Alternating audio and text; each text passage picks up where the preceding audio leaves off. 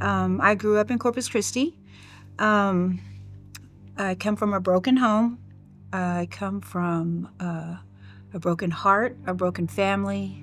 I felt like everything was broken in my life. I grew up here in Corpus Christi, Texas, and I was raised by my grandparents as an only child. Um, Very sheltered, I would say, compared to some of my friends and the people that I was running around with. Like any kid, I never said, oh, when I grow up, I want to go to prison, or when I grow up, I want to go and be a drug addict, or I want to run the streets, or I want to sell drugs for different organizations through the city, or, I never said any of those things. But throughout my life, I was always looking for something to fill a void, something to fill my heart, something to fill what was missing inside of me. And unfortunately, I chose destructive lifestyle. And I think the only thing that I can remember being consistent in my life was my grandparents on my father's side being every Wednesday she would pick us up from school and she would take us to Dairy Queen and we would have ice cream and she would take us home and we would spend the night with her and get on the bus the next day. And that happened every week. And that was the most consistent thing in my life that I can think back and remember.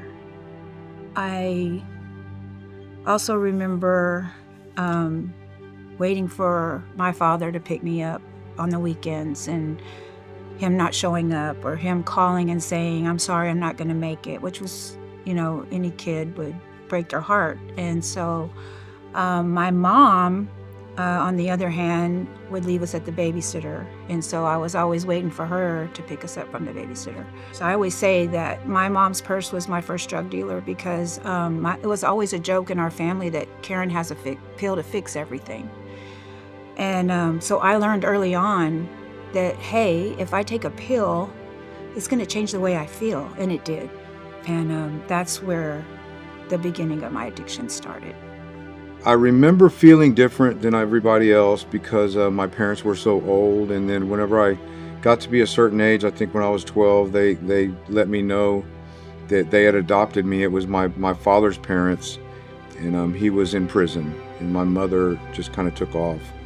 And so I think that, before that, I believe, there was a root of rebellion and stuff inside of me because I didn't particularly understand why my life looked different. Don't get me wrong, things were great.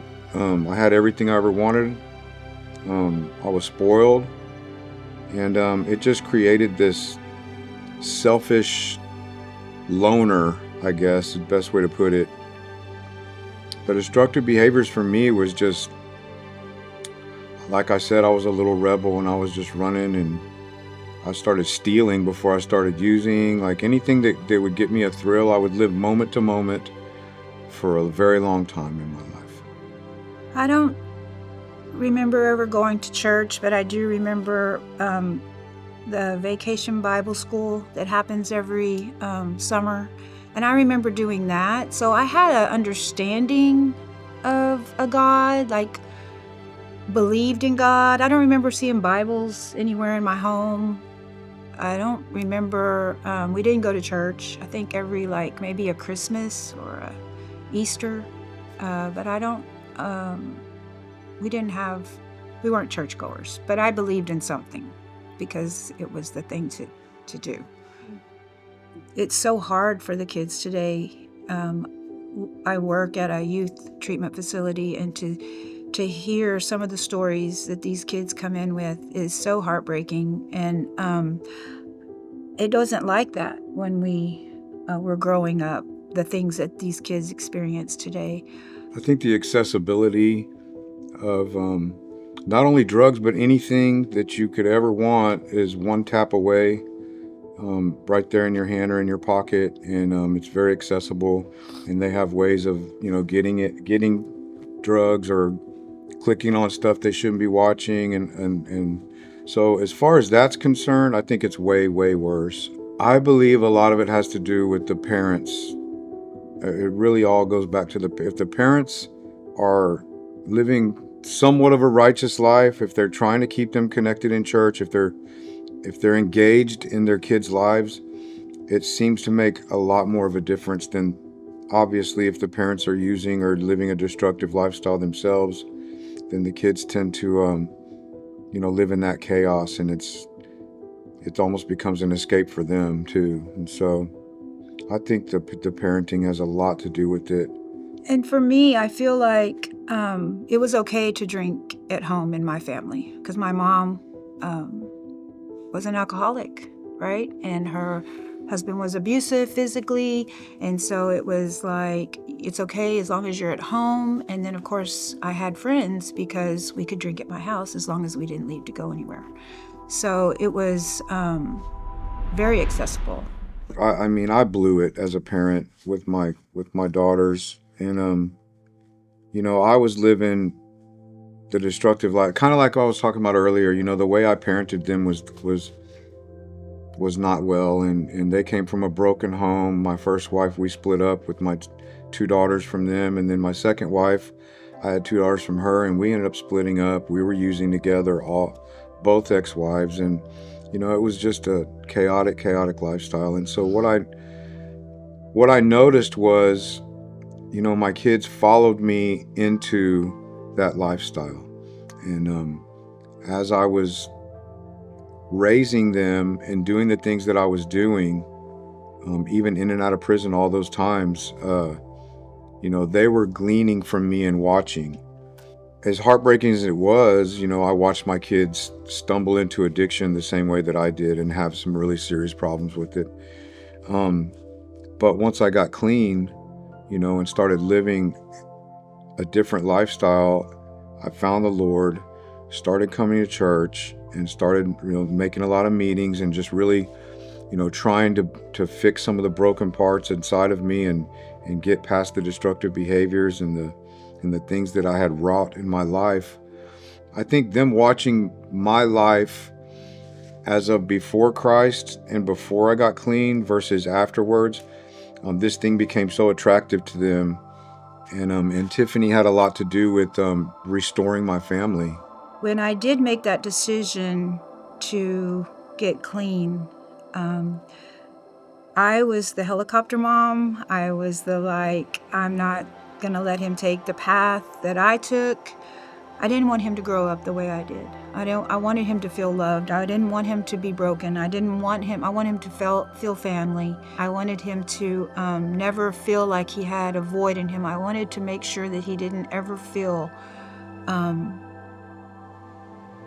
like something was missing inside of him.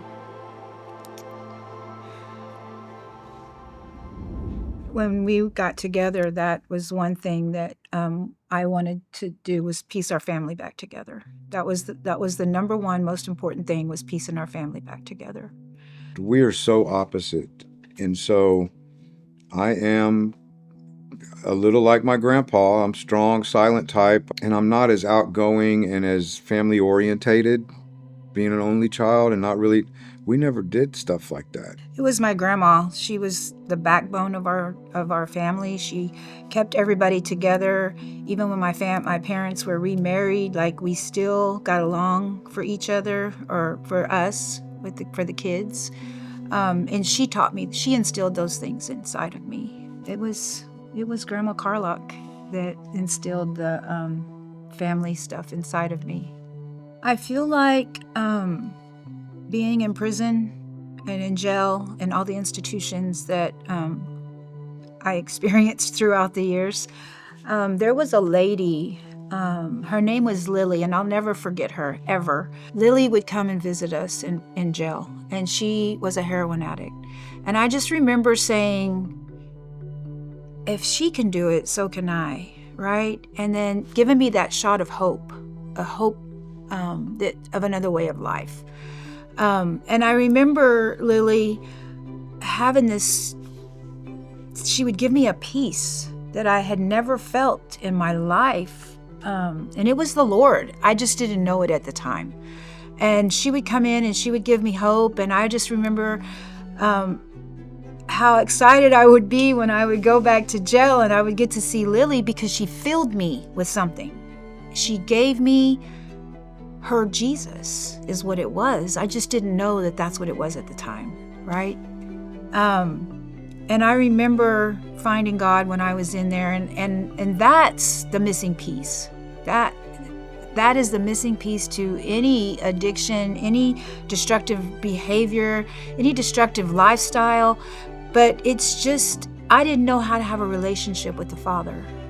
What I was going to say is it was my identity more than anything else that kept me stuck for so long.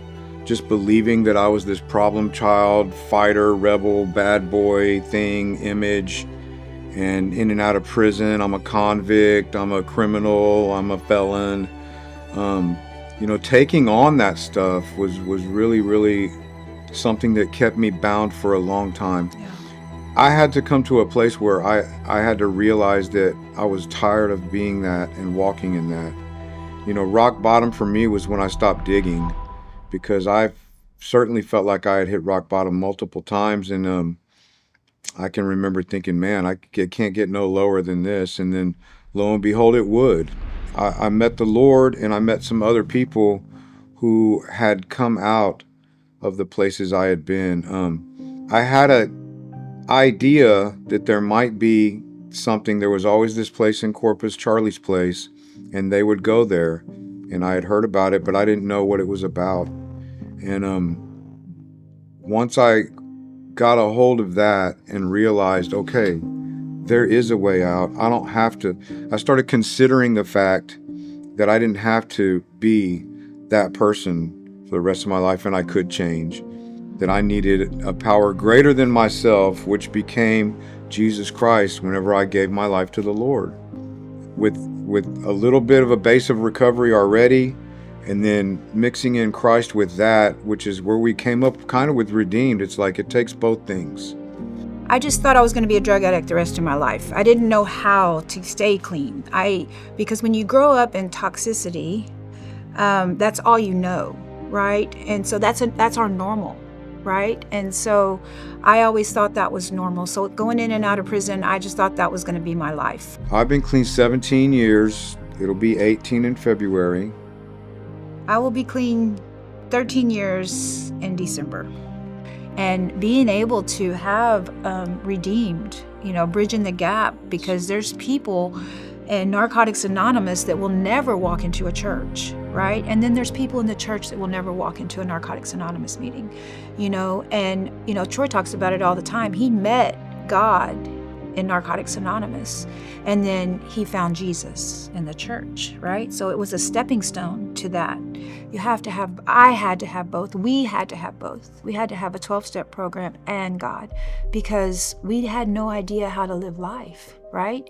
And then being able to, our next phase was opening up a youth group, that we have. So we have a place for the kids to go, the youth to go. And our next phase is we are on our way to open up a group for the elementary, the junior high. And then we have a child care, because the addiction affects the whole family. It doesn't just affect me, and it doesn't just affect him. It affects our children. And so it's being able to have a place for the whole family to come, and being able to find the missing piece, which is Jesus. That's what's going to hold you together. That's the glue. Don't ever think that there's not a way out. Don't ever think that it's so dark that you can't get out of it, because you can. It's not us saying, oh, let us tell you how to do this. No, it's just take our hand. Let us meet you where you're at, and let us love you until you can love yourself. Let us love you back to life. Let us show you how we got it. You don't have to keep walking the road that you're walking.